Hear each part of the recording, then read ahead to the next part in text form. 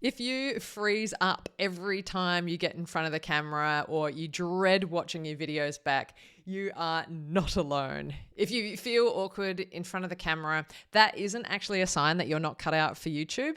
It's just a sign that it's a skill that you have to work on. So in this video, I'm going to walk you through some practical ideas of things that I have found really helpful, and as well as just some kind of mindset shifts that have helped me from feeling very awkward, as you can see in my very first video. If you want to go back to that, I'll link it at the end of this video so you can kind of see. I was really an absolute nervous wreck when I first started out, and I still deal with that. But it gets better. It absolutely gets better. So yeah, this will just be a bit of an off-the-cuff video about my experience with it. And it's based actually on a comment that I got on my a recent YouTube video of mine from McKirby Enthusiast, who is one of my longtime subscribers. Very much appreciate you, Kirby Enthusiast. You're a legend. Who said, confidence grows with each upload. I struggled at first. After a while, you forget about the camera and just talk naturally as you would to a friend. And I think that is just such a brilliant thing to hang on to. If you're just starting out, or if you've been doing it for a while and you just struggle with it, the thing that I have found really has helped my confidence is just continuing to do it. Just continuing to do it. It's not something that is going to feel natural at first. And you can say one of the really practical things that people say is to talk to the camera like it's your friend. And yes, that's true. And I have people in mind. Some of you, I'm thinking about you. I'm actually thinking about you as I do it. People that I have developed a friendship with already. But that's weird in the beginning. Even that's weird in the beginning because your camera looks like a camera, not like a person. So I've heard people say, I've never done this. I've got a pretty good imagination. So I find it pretty easy to think of this one big eye as a friend.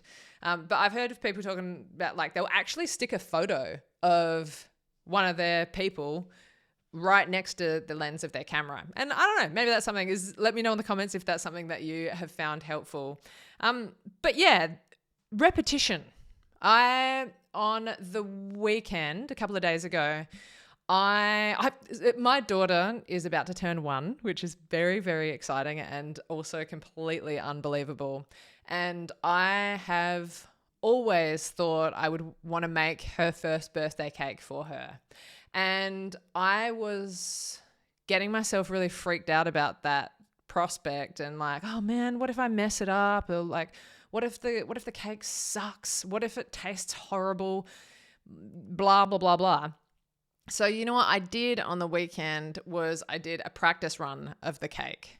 I cooked it and it was an absolute mess. I'm going to share a photo of it in my community post because it was a mess. It was an absolute mess. And are there things I would change? Did I learn things from it? Yes. But was it still delicious for the people that ate it? Yes, it was fantastic. And even if it hadn't been, the point is, I guess, like, the first time you do something, it's probably going to suck a little bit. The first time you show up in front of a camera, it's probably not going to be the best thing that you ever make. But the amount that you can learn from every single time you hit record, every single time you decide. Sometimes I just go, whatever. Like, so it's not perfect, whatever. Like, I can't even. Sometimes this series that I'm doing at the moment, where I'm just like ad-libbing everything, which is a really wonderful way to kind of connect with your audience and learn what they like and what their interests are. I can't believe how much feedback I have had from these videos. It's been awesome. So I really encourage, if you're wanting to kind of take a bit of a deep dive into YouTube, just talking to your camera about your thing that you're passionate about it's really awesome and helps you to kind of get out of your head and get out of your way a bit. But the first one I did, I was like, oh, I'm such an idiot. Like, I felt so silly.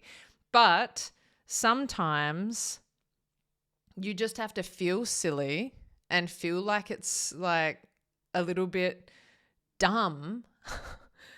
It's not going to be perfect. You're going to say, you're going to say things that are a little bit like, what does that even mean? I don't, like, in one of the videos I did, I watched it back and I was like, oh, I literally didn't make the point that I was meaning to make with certain things. But guess what? No one has held that against me. No one has held that against me. And my subscribers have increased, and like my watch time has increased, and like it's just from getting in front of the camera, accepting that it's not going to be perfect, and getting on with it. The most I said I was going to share practical tips and also mindset shifts. And I think they kind of go hand in hand. It's just doing it.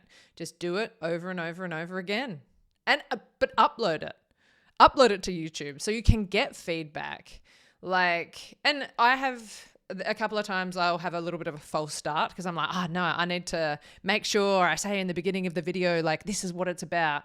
But you know, I'm just uploading this stuff raw, and I am finding that slowly, it's only been, I think this is like the 5th video, but my confidence with this format of video is changing. And if you do go back and watch my very first video, you will see that there are changes to the way I edit videos. The editing on the first videos was pretty basic. I've even left my original thumbnails on there, which I don't know if that's advisable. You can go back and change things if they're not doing well. Anyway, that's a story for another day. But like, I always think it's a really cool idea when there's a content creator that you watch and you think, man, they're so awesome, they're so good at it. Go back and watch their first videos. Go back and see what they were doing before they got to where they're at.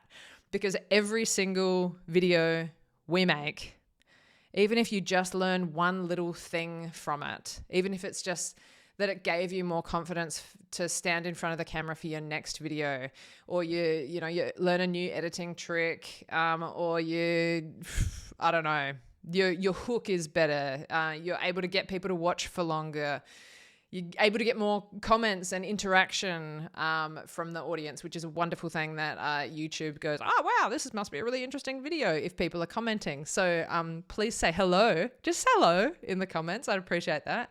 Because that kind of stuff signals to YouTube that it's a decent video worth watching. But it's just doing it. It's just showing up, doing it time and time again. And I think we just have to accept that it might flop. It might not be your best video. This video might not be my best video. And that's okay. I'm doing it anyway. I'm showing up as often as I can with a beautiful 1-year-old. And I'm doing it. And I really want to encourage you to do the same. There've been a few people in the audience who have been jumping on board with just uploading raw footage, having a chat about the thing they're passionate about, the thing about what their channel's about. Got to stay on topic. But people are doing it, and I'm so stoked to see it. And I would love if you start making some of these ad-lib kind of chat to camera videos. Even if you watch it back and you're like, oh man, I suck a little bit in it, or like, oh man, that was such an embarrassing thing to say, please upload it. And when you do, please share it with us in the Grow on YouTube Facebook community. It's so awesome to see people taking action and seeing the positive impact it's having on their channel growth, and also they're feeling confident about the fact that it's all good. It's all good. It's all good. I think most of us, especially in the beginning, will watch a video back and go, oh man, is that what my voice sounds like? Like, oh man, is that what? But no one cares or notices that except for you. I really, really think that that's true. Or maybe some nasty trolls, but I mean, who cares about them? I think YouTube might be doing a better job at screening those out. And I had some comments confirming that other people are getting less trolly, yucky comments. I don't know. It seems like YouTube is lifting its game. So that's also nice, not getting as many people actually saying nasty stuff. So that's good. Anyway, confidence. It's gonna be great. You're gonna keep on doing it, keep on showing up, and bit by bit, you either grow. Well, I think these are the two things you do. You grow, you do get better, but you also stop giving as much of a rat's ass about what people think, apart from the people who you're trying to reach. And all that really matters there is, are you helping them? That's pretty much it. Yeah. All right. That's all I got to say about that. Go back and watch my very first video if you want to have a bit of a laugh. I'll link that right here. Love you all. Bye.